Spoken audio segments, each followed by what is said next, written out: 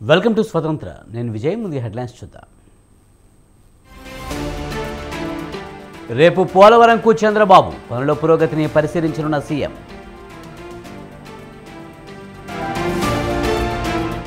Rushikonda భవనాలపై TDP YCP మధ్య tweet war.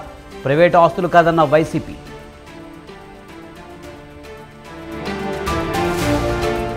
Master plan ప్రకారమే రాజధాని నిర్మాణం. 2.5 ఏళ్లలో నిర్మాణాలు పూర్తి చేస్తామన్న నారాయణ.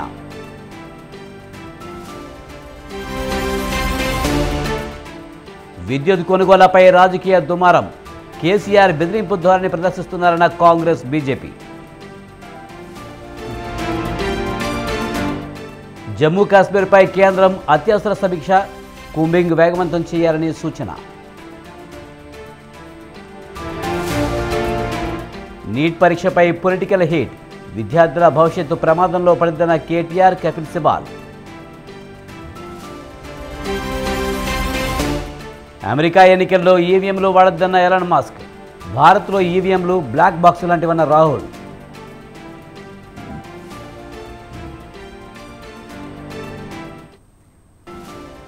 ముఖ్యమంత్రి చంద్రబాబు నాయుడు రేపు పోలవరం ప్రాజెక్టును సందర్శించనున్నారు. ప్రాజెక్టు స్థితిగతులను ఆయన పరిశీలిస్తారు. ఉదయం 9:30 ఆయన పోలవరం చేరుకుంటారు. ప్రాజెక్టు ప్రాంతమంతా తిరిగి ప్రతి నిర్మాణాన్ని పరిశీలించనున్నారు. వాటి పరిస్థితి గురించి తెలుసుకుంటారు. తర్వాత అక్కడే పోలవరం అధికారులు, జలవనరుల శాఖ అధికారులతో సమీక్షిస్తారు.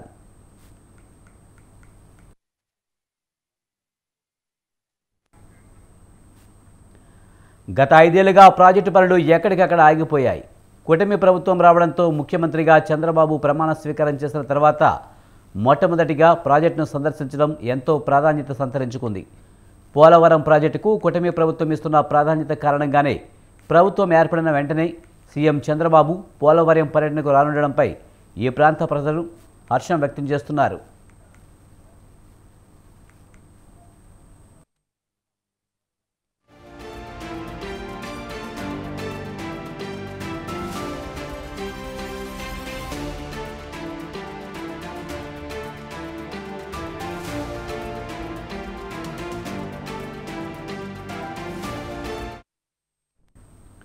పోలవరం ప్రాజెక్టులో స్పిల్వే, ఎగువ దిగువ కాపర్ డ్యామ్ గ్యాప్ 3 పనులు పూర్తయ్యాయి.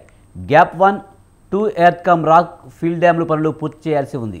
డయాఫ్రమ్ వాల్ దెబ్బతినడంతో నూతనంగా నిర్మించాల్సి ఉంది. కేంద్ర ప్రభుత్వానికి నివేదిక పంపించారు. డిజైన్స్ ఆమోదం కాగానే డయాఫ్రమ్ వాల్ నిర్మించాల్సి ఉంటుందని అధికారులు తెలిపారు. ప్రస్తుతం కేంద్ర రాష్ట్ర ప్రభుత్వాల సయోధ్య స్నేహపూర్వకంగా ఉన్న నేపథ్యంలో పనులు మరింత వేగవంతంగా జరుగుతాయని, రానున్న 3 ఏళ్లలో ప్రాజెక్టు పూర్తవుతుందన్న నేతలు, ప్రజలు ఆశాభావం వ్యక్తం చేశారు.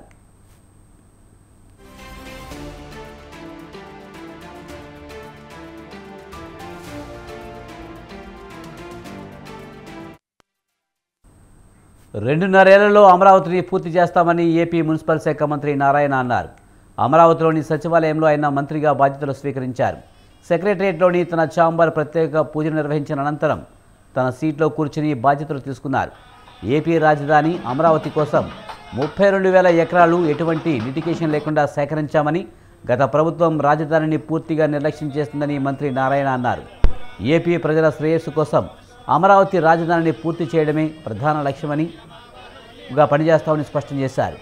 2.5 ఏళ్లలో అమరావతిని నిర్మించి దేశంలో టాప్ 5 రాజధానుల్లో ఒకటిగా తీర్చిదిద్దుతామని మంత్రి నారాయణ ధీమా వ్యక్తం చేశారు.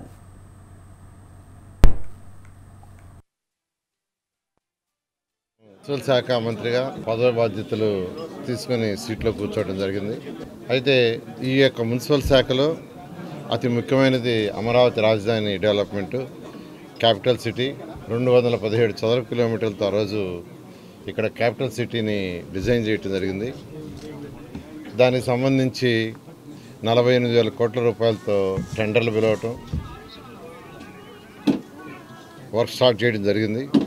దాదాపు 9,000 కోట్ల రూపాయలు పేమెంట్స్ కూడా అప్పుడు పే చేశాం.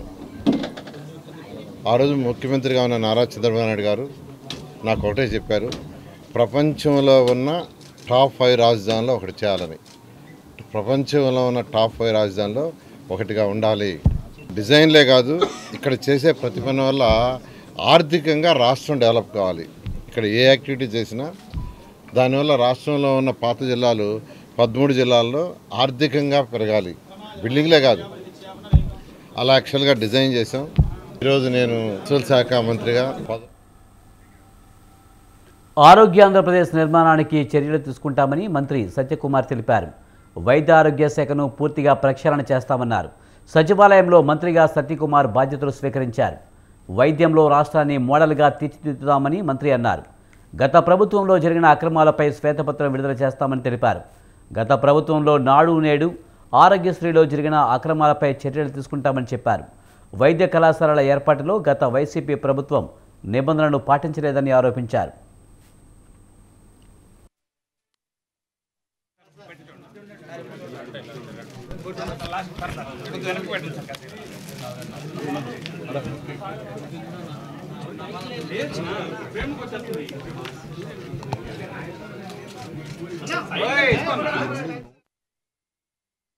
మరణం చెందుతున్నది క్యాన్సర్ ద్వారా. సగటున ప్రతి సంవత్సరం 48,000 మంది మహమ్మారి బారిన పడుతున్నారు, ప్రాణాలు కోల్పోతున్నారు. 3-4 సంవత్సరాల క్రితం ఆరోగ్యశ్రీ ద్వారా క్యాన్సర్ కోసం 150 కోట్లు ఖర్చు పెడుతుంటే గత ఆర్థిక సంవత్సరంలో అది 600 కోట్ల దాకా చేరిందని అధికారికంగా తెలియవస్తోంది. అయితే వీటిని నివారణ చర్యలు తీసుకోవడం కోసం, ప్రజల్లో అవగాహన కలిగించడం కోసం, ముందస్తుగా వాటిని గుర్తించి తగిన వైద్యం అందించడం కోసం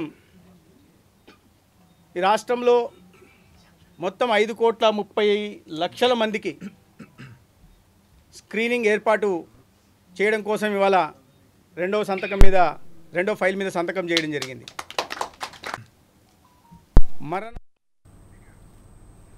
విద్యుత్ కొనుగోలు విషయంలో మాజీ సీఎం బీఆర్ఎస్ అధినేత కేసీఆర్ రాసిన లేఖపై విద్యుత్ కమిషన్ చైర్మన్ జస్టిస్ నరసింహారెడ్డి కీలక వ్యాఖ్యలు చేశారు.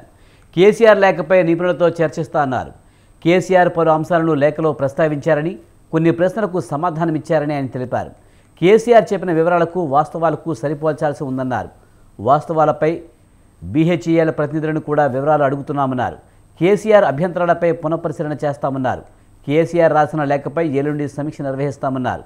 తదుపరి చర్యలపై నిర్ణయం తీసుకుంటామని స్పష్టం చేశారు.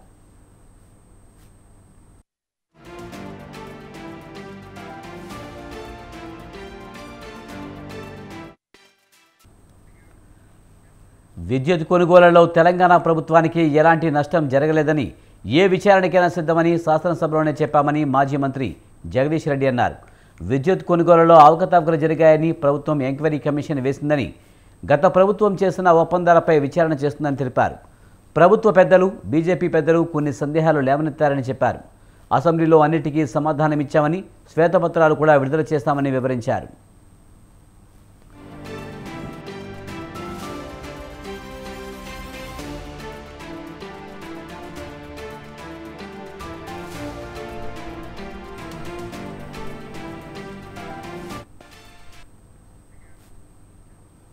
కేసీఆర్పై ఎమ్మెల్సీ జీవన్ రెడ్డి ఫైర్ అయ్యారు. జస్టిస్ నరసింహారెడ్డిపై కేసీఆర్ చేసిన వ్యాఖ్యలను తప్పుబట్టారు. విచారణ కమిషన్ చైర్మన్ను వైదొలగమనడానికి నువ్వెవరమని ప్రశ్నించారు. కేసీఆర్ తీరు దొంగే పోలీసులను బెదిరించినట్లు ఉందన్నారు. కేసీఆర్పై విచారణ కక్ష సాధింపు కాదన్నారు. విచారణకు సహకరించకపోవడమేంటని కేసీఆర్ నేరాన్ని అంగీకరించినట్లు అన్నారు. విచారణ అధికారి నరసింహారెడ్డికి కేసీఆర్ భయపడుతున్నాడని కీలక వ్యాఖ్యలు చేశారు.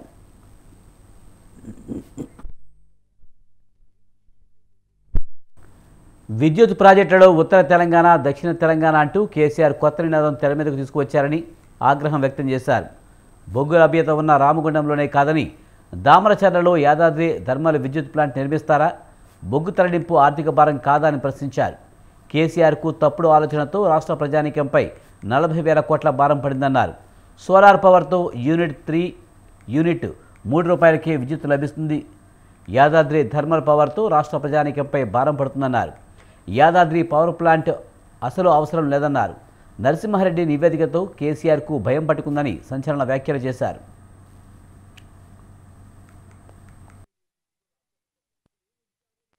జ్యుడిషియల్ ఎంక్వైరీ కమిషన్ అనేది ఏదైతున్నదో నిష్పక్షపాతంగా ఉంటుంది చెప్పని వేసినమే. సిబిసిఐడి ఏదైతుందో రాష్ట్ర ప్రభుత్వ పరిధిలో పడి విచారణ ఇన్వెస్టిగేటింగ్ ఏజెన్సీ కాబట్టి మేము చేస్తే తప్పైతుందని చెప్పనే ఇవాళ జ్యుడిషియల్ కమిషన్ ఇచ్చింది.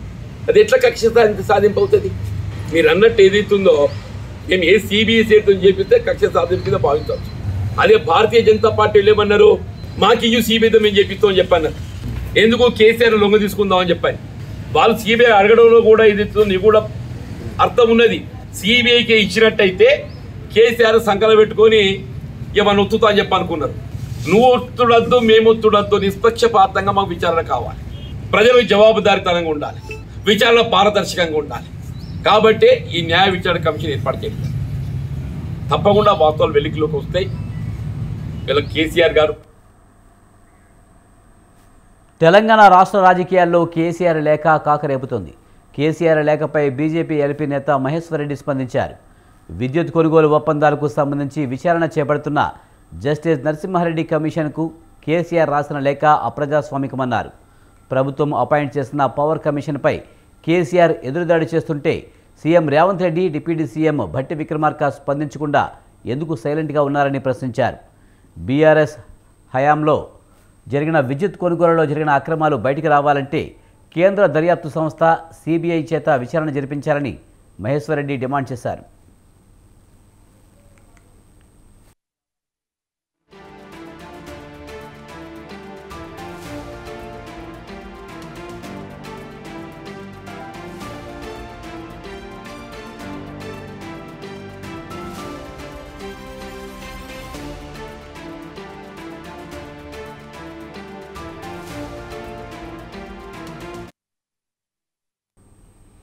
ప్రజా దర్బారులో ప్రజల సమస్యలను పరిష్కరించేందుకు శ్రీకారం చుట్టారు మంత్రి నారా లోకేష్.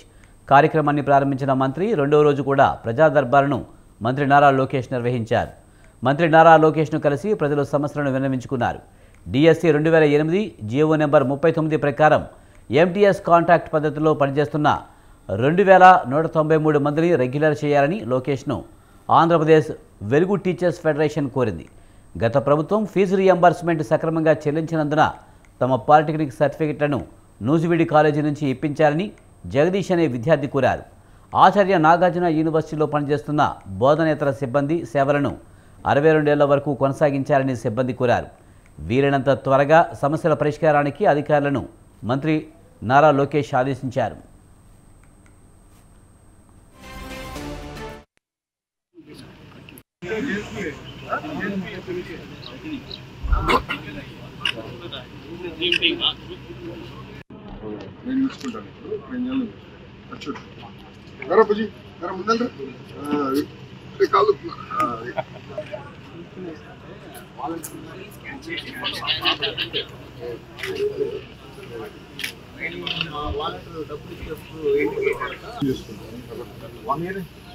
నాకు ఇచ్చారు ఫోన్ నెంబర్ వస్తుంది.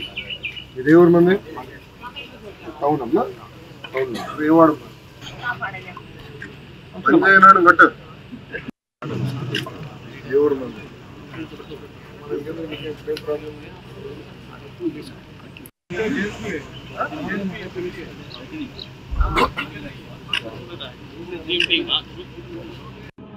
నేను చూసుకుంటాను. ఇప్పుడు బుజీ ముందర కాదు.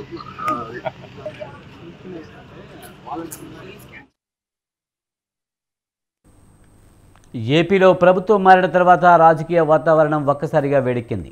వైసీపీ నేతల ఇళ్లపై వరుసగా దాడులు జరుగుతున్నాయి. ఇటీవల కొడాలి నాని, వల్లభనేని వంశీ ఇళ్లపై దాడి జరగగా తాజాగా మాజీ మంత్రి జోగి రమేష్ ఇంటిపై రాళ్ల దాడి జరిగింది. ఎన్టీఆర్ జిల్లా ఇబ్రహీంపట్నం ఫెర్రీ రోడ్డులోని జోగి రమేష్ ఇంటిపై యువకులు రాళ్లు రువ్వారు.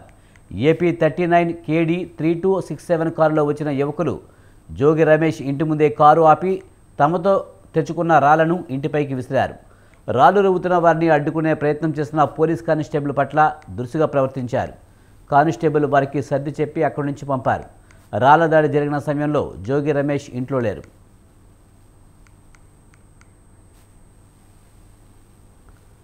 వారం కిందట మాజీ మంత్రి జోగి రమేష్ ఇంటి వద్ద ఉద్రిక్తత నెలకొంది. జోగి రమేష్ ఇంటిపై తెలుగుదేశం పార్టీ నేతలు దాడికి దిగుతారని నిఘా వర్గాల సమాచారంతో పోలీసులు అప్రమత్తమయ్యారు. ఆయన ఇంటి వద్ద భారీ బందోబస్తును ఏర్పాటు చేశారు. ఆయన ఇంటి చుట్టూ 3 కంచెలను ఏర్పాటు చేశారు.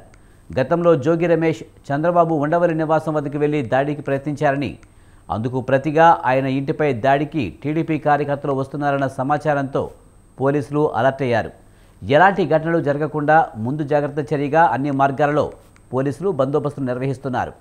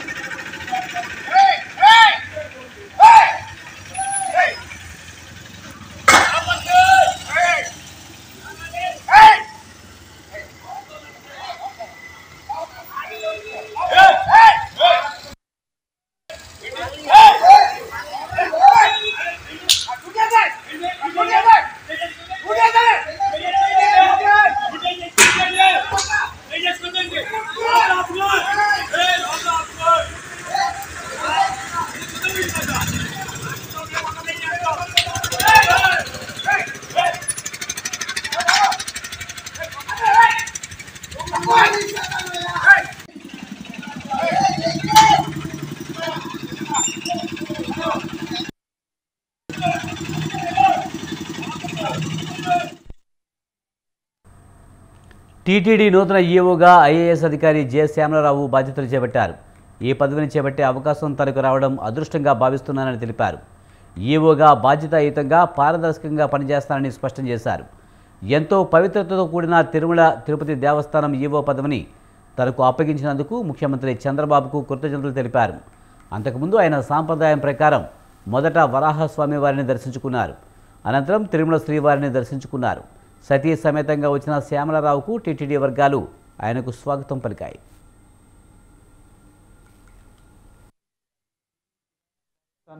అలాగే ఇక్కడ ఈఓగా పనిచేసే అవకాశం దేవుడి ఆశీస్సులు ఉంటే కానీ రాదు. ఆ దేవుడి ఆశీస్సులతో అలాగే మన రాష్ట్ర గౌరవ ముఖ్యమంత్రి గారు శ్రీ నారా చంద్రబాబు నాయుడు గారు నా మీద ఎంతో నమ్మకం ఉంచి ఈ టీటీడీకి ఈఓగా ఇవ్వడం చాలా అదృష్టంగా భావిస్తున్నాను. ఆయనకి నా హృదయపూర్వక ధన్యవాదాలు తెలియజేస్తున్నాను. అలాగే ముఖ్యంగా ఈ దేవాలయానికి సంబంధించిన అలాగే ఈ దేవాలయానికి అనుబంధంగా ఉన్న చాలా దేవాలయాలు టీటీడీ కింద ఉన్న దేవాలయాలన్నింటిలోని కూడా అడ్మినిస్ట్రేషన్ ఏదైతే ఉందో అదంతా కూడా స్ట్రీమ్లైన్ చేసి భక్తులందరికీ కూడా మంచి సౌకర్యాలు ఉండేలాగా చూసుకుంటాము. అలాగే ఏ పని చేసినా అకౌంటబిలిటీ ట్రాన్స్పరెన్సీ ఉండేలాగా చూసుకుంటాము. మీకు అందరికీ తెలిసిందే ఈ దేవాలయము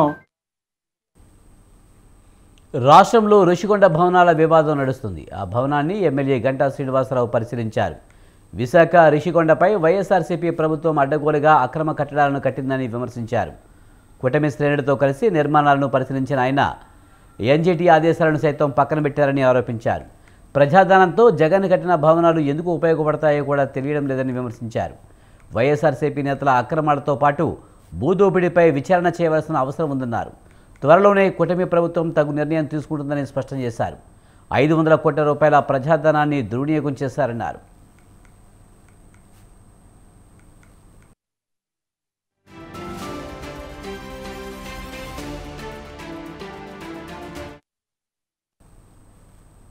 విశాఖ రుషికొండ భవనాలపై వస్తున్న విమర్శలపై వైసీపీ స్పందించింది. అవి ప్రభుత్వ భవనాలే అని, ప్రైవేటు ఆస్తులు కావని స్పష్టం చేసింది. విశాఖకు గత ప్రభుత్వం ఇచ్చిన ప్రాధాన్యంలో భాగంగా నిర్మించినట్లు ఎక్స్ వేదికగా ప్రకటించింది. విశాఖ ఆర్థిక రాజధాని అని చంద్రబాబు 1995 నుంచి ఉదరగొడుతున్నారని, రాష్ట్రపతి, ఉపరాష్ట్రపతి, ప్రధానమంత్రి విశాఖకు వస్తే ఆతిథ్యం ఇవ్వడానికి సరైన భవనం లేదని అన్నారు.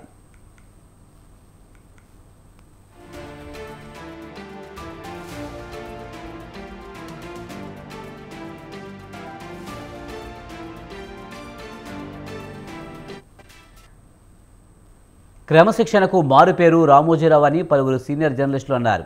రామోజీ గ్రూప్ సంస్థల అధినేత రామోజీరావు సంతాప కార్యక్రమాన్ని ప్రెస్ క్లబ్లో జరిగింది. కఠినమైన క్రమశిక్షణ రామోజీరావు మొదటి లక్షణమని అన్నారు. 39 సంవత్సరాలు చైర్మన్తో కలిసి ప్రయాణించారని గుర్తు చేశారు. విశిష్ట గుణాలు మేలు కలియక రామోజీరావు అని కొనియాడారు. ప్రపంచంలోనే అతిపెద్ద ఫిలిం ప్రొడక్షన్ కేంద్రాన్ని ఆయన నిర్మించారని చెప్పారు. రామోజీ జీవితం నుంచి కొన్ని నేర్చుకుని మనం పాటించిన మంచి విజయాలు సాధించవచ్చునని అభిప్రాయపడ్డారు.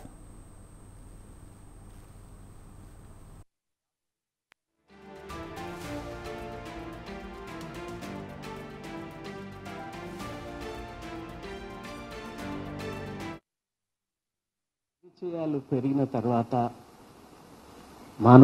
రామోజీరావు గారి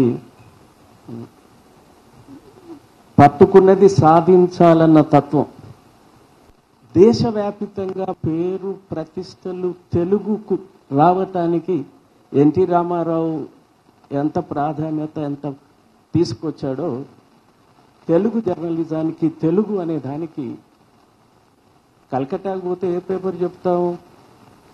ఆనంద్ బజార్ పత్రిక, కేరళకు పోతే మలయాళం మనోరమ, ఇట్లా ఏ రాష్ట్రానికి హిందీ పత్రికలకు పోతే 2 పత్రిక పేర్లు చెప్పుకుంటాం. తెలుగు పత్రికకు ఆ రీతిలో జాతీయ స్థాయిలో ఒక స్థానం కల్పించగలిగిన వారు రామోజీరావు. పత్రికల్లో ఒకే రకమైన భాష వాడాలి. మనం ఒక వార్తకి ఒక భాష వాడి రెండో వార్తకి ఇంకో భాష వాడడం అనేది సబబుగా దాని ఒక శైలిని తీసుకొచ్చిన వాళ్ళు కూడా ఈనాడు వాళ్ళే. అది కూడా పత్రికా రంగంలో చాలా పెద్ద మార్పు ప్రింట్ మీడియాలో. దీనికి కూడా ఆద్యులు పెద్దలు రామోజీరావు గారు. 74లో ఒక పత్రిక ఎందుకు పెట్టకూడదని అదంతా చెప్తారు, మనం చూసినవి కాదు.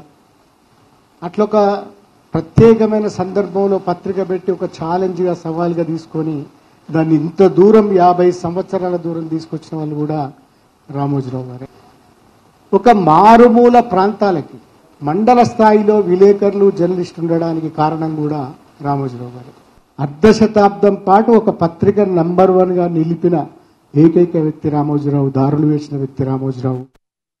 జమ్మూ కాశ్మీర్లో ఉగ్రవాదుల దాడులు రోజురోజుకు పెరిగిపోతున్నాయి. మరోవైపు అమర్నాథ్ యాత్ర జూన్ మాసాంతం నుంచి ప్రారంభం కానుంది. ఈ నేపథ్యంలో కేంద్ర హోంశాఖ మంత్రి అమిత్ షా అధ్యక్షతన ఉన్నత స్థాయి సమీక్ష సమావేశం న్యూఢిల్లీలో జరిగింది. జమ్మూ కాశ్మీర్లో ప్రస్తుత శాంతి భద్రతల పరిస్థితులపై ఉన్నతాధికారులతో అమిత్ షా సమీక్ష నిర్వహించారు. ఉగ్రవాదాన్ని అరికట్టేందుకు తీసుకోవాల్సిన చర్యలపై ఉన్నతాధికారులకు ఆయన కీలక సూచనలు చేశారు. ఉగ్రవాద చర్యలను నియంత్రించేందుకు భద్రతా దళాలు వెంటనే చర్యలు చేపట్టేలా చూడాలని ఆదేశించారు.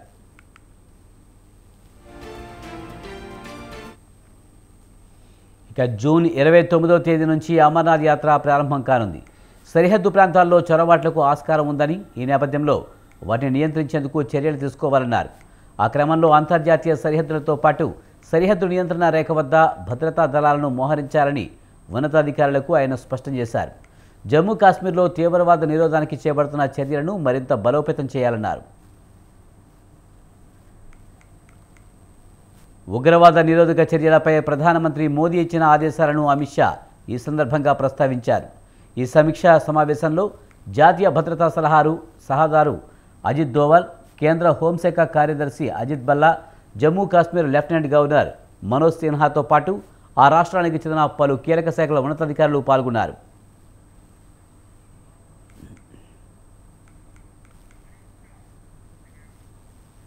ఈవీఎంలను కొంతమేర హ్యాకింగ్ చేసేందుకు అవకాశం ఉందని, ఈవీఎంలను బహిష్కరించాలని ఎలన్ మస్క్ చేసిన ట్వీట్పై కాంగ్రెస్ అగ్రనేత రాహుల్ గాంధీ స్పందించారు.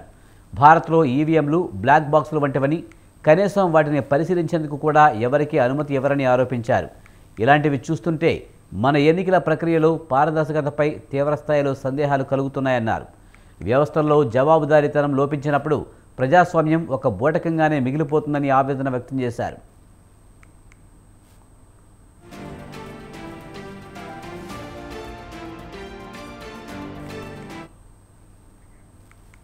సిక్కింలోని ఈశాన్య నగరంలో వాతావరణం అధ్వానంగా మారింది. కొండ చర్యలు విరిగిపడడం, ఇల్లు కూలిపోవడం, మొబైల్ నెట్వర్క్లు దెబ్బతినడంతో అక్కడ చిక్కుకున్న వారిని సంప్రదించడం కష్టతరంగా మారింది. మరోవైపు సిక్కింలో చిక్కుకుపోయిన పర్యాటకులను సురక్షితంగా బయటకు తీసుకువచ్చేందుకు రెస్క్యూ ఆపరేషన్ కొనసాగుతుంది. సిక్కింలో చిక్కుకుపోయిన పర్యాటకులను రక్షించే పనిని సిక్కిం టూరిజం, పౌర విమానయాన శాఖ మంత్రి షేరింగ్ డెంతు భాటియా నిరంతరం పర్యవేక్షిస్తున్నారు.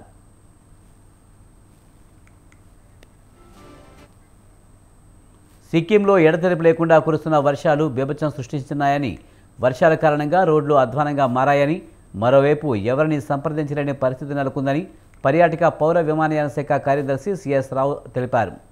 లాంచుంగ్ నగరంలో గత వారం రోజులుగా 15 మంది విదేశీయులతో సహా 1218 మంది పర్యాటకులు చిక్కుకుపోయారని సిఎస్ రావు తెలిపారు.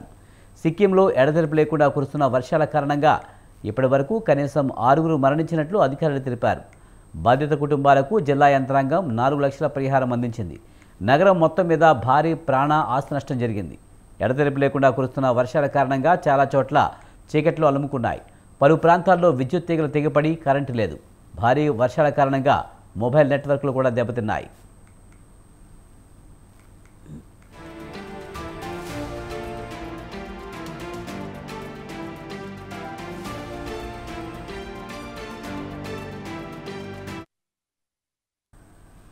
గాజాపై వరుస దాడులతో విరుచుకుపడుతున్న ఇజ్రాయెల్కు భారీ ఎదురుదెబ్బ తగిలింది. దక్షిణ గాజాలో తమ దళాలపై జరిగిన దాడిలో 8 మంది సైనికులు మృతి చెందినట్లు ఇజ్రాయెల్ ఆర్మీ ప్రకటించింది. పేలుడు కారణంగా సైనికులు చనిపోయినట్లు పేర్కొంది. అయితే ఈ ఘటనకు సంబంధించిన పూర్తి వివరాలు ప్రకటించలేదు. మృతి చెందిన వారిలో కాంబాట్ ఇంజనీరింగ్ కార్పుకు చెందిన deputy company commander Wasim Mohammad ఉన్నట్లు సమాచారం.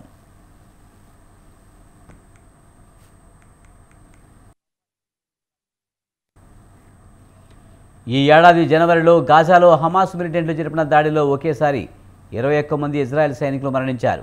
ఆ తర్వాత భారీ సంఖ్యలో చనిపోవడం ఇది రెండోసారి. హమాస్తో యుద్ధంలో ఇప్పటివరకు 307 మంది ఇజ్రాయెల్ సైనికులు మృతి చెందారు. సైనికులు రాత్రిపూట తమ ఆపరేషన్ ముగించుకుని విశ్రాంతి కోసం స్వాధీనం చేసుకున్న భవనాలకు కాన్వాయ్లో వెళ్తుండగా ఒక్కసారిగా పేలుడు సంభవించింది. పేలుడుతో ఆర్మర్డ్ కాంబాట్ ఇంజనీరింగ్ వెహికల్లో ఉన్న సైనికులు చనిపోయారు.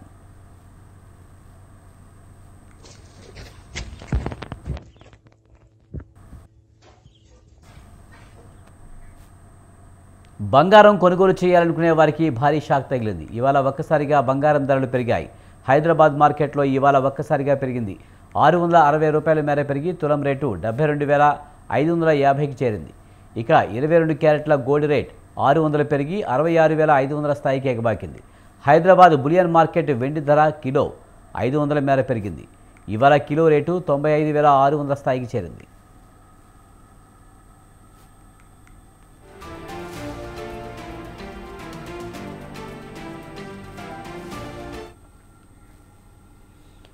చెన్నై లీలా ప్యాలెస్లో సినీ రాజకీయ ప్రముఖుల సమక్షంలో ఐశ్వర్య అర్జున్ దంపతుల రిసెప్షన్ అంగరంగ వైభవంగా జరిగింది.